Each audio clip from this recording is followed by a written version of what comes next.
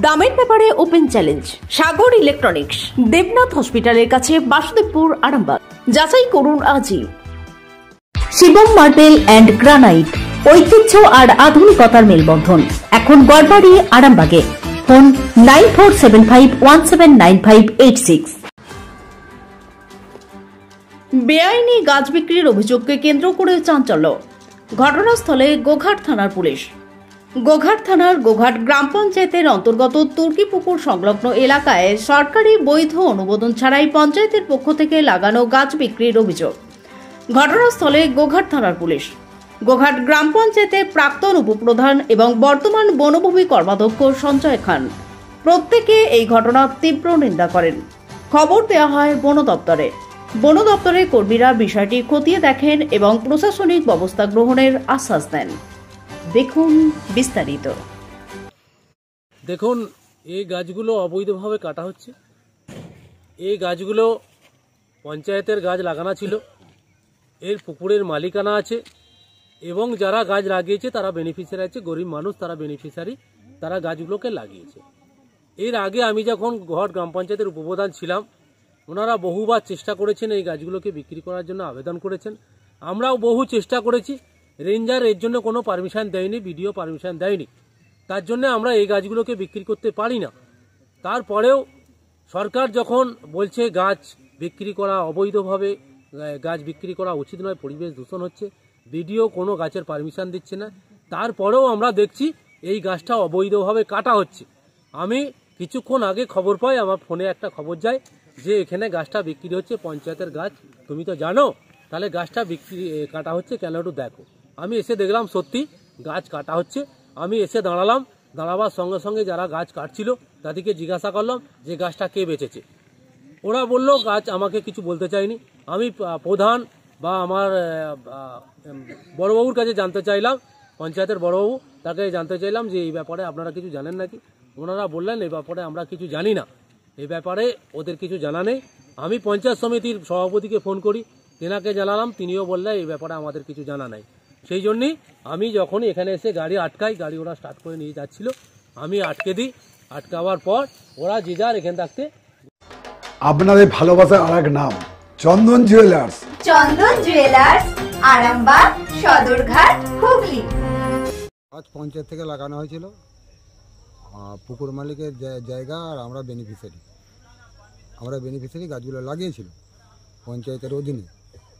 পঞ্চায়েতকে বারবার ধরে বলা হয়েছে গাছগুলো কাটার জন্য, ওরা যেটা উপপ্রধানবাবু বলছেন যে আমরা বন দপ্তরের পারমিশন করাতে পারিনি বলে কাটতে পারিনি। তো তাহলে আপনারা বিক্রি করলেন কিভাবে? বিক্রি করলাম বলতে পুকুর মালিকরা বললো যে আমরা বিক্রি করে দিয়েছি, এবং যে কন্ট্রাক্টর কিনেছে সে বলেছে যে আমরা পঞ্চায়েত পারমিশন করেছি, বন দপ্তরের পারমিশন করিয়েছি, গাছ টেন্ডার হয়ে গেছে, গাছ কাটা হবে। তাহলে আমরা তার পেপার বুঝিনি, মূর্খ লোক। এবারে সেইভাবে তোমার গাছগুলোকে ওরা কাটতে শুরু করেছে, বললে পঞ্চায়েতের টাকা পঞ্চায়েতকে দিয়ে দিয়েছি, পঞ্চায়েতের টাকা না দিলে তো পঞ্চায়েত কাটতে দেবে না, পঞ্চায়েতের টাকা দিয়েছি, তোমরা কিছু গাছ কাটার পরে তোমাদের টাকাগুলো আমরা দিয়ে দেবো। আজকে টাকা দেওয়ার কথা, আজ 3 দিন কাটা হচ্ছে। এখন কি দেখা যাচ্ছে তার কাছে কোনো বন দপ্তরের কোনো পারমিশন বা কাগজ, তাদেরকে তো বারবার ধরে ফোন করছি, তারা না আসা পর্যন্ত তো কিছু বলতে পারবো না যে তাদের কাছে পেপার আছে কি নাই। আমি তো জানেন, আমার তো জানা নেই। আপনি বেনিফিশিয়ারি? আমি বেনিফিশিয়ারি। আপনার নাম দাদা? ষষ্ঠী সিং। বাড়ি? গোঘাট। এটা কোন জায়গা? এটা গোঘাটের রেস্ট অফিস জায়গাটা। আনুমানিক কত টাকার গাছ এটা? আনুমানিক ওই যেটা বলতে চাই যে 5 লাখ টাকার নাকি বিক্রি হয়েছে। 5 লক্ষ টাকায়? 5 লক্ষ টাকা। আস্থা মাল্টি স্পেশালিটি হসপিটাল, আন্তর্জাতিক মানের সমস্ত রকম পরিষেবা। আস্থা multi speciality hospital, Nabapalli, Arambagh. আমরাও খবরটা পেলাম, আমিও একটা মিটিংয়ে প্রোগ্রামে ছিলাম, খবরটা পেয়ে আমি সঙ্গে সঙ্গে এখানে এসে তো পরিস্থিতিটা দেখলাম, এবং আমি অলরেডি রেঞ্জার সাহেবের সঙ্গে কথা বলেছি, প্রশাসনিক যারা আমাদের ফরেস্টের অফিসাররা আছেন ওনারাও ব্যাপারটা দেখছেন।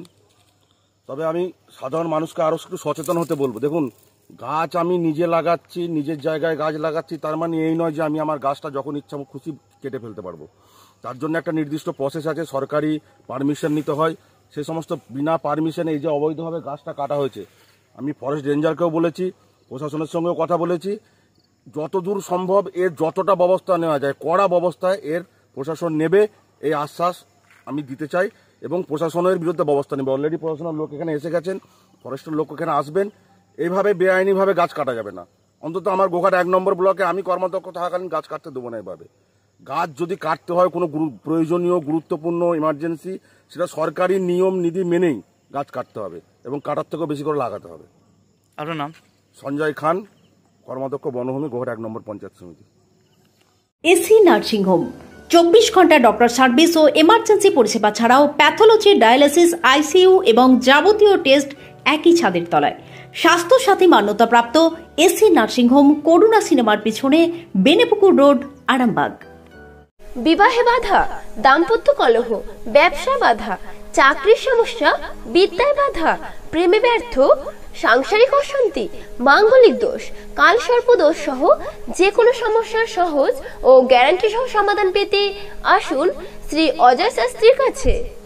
অগ্রিম নাম নথিভুক্ত করতে ফোন করুন 9933854984।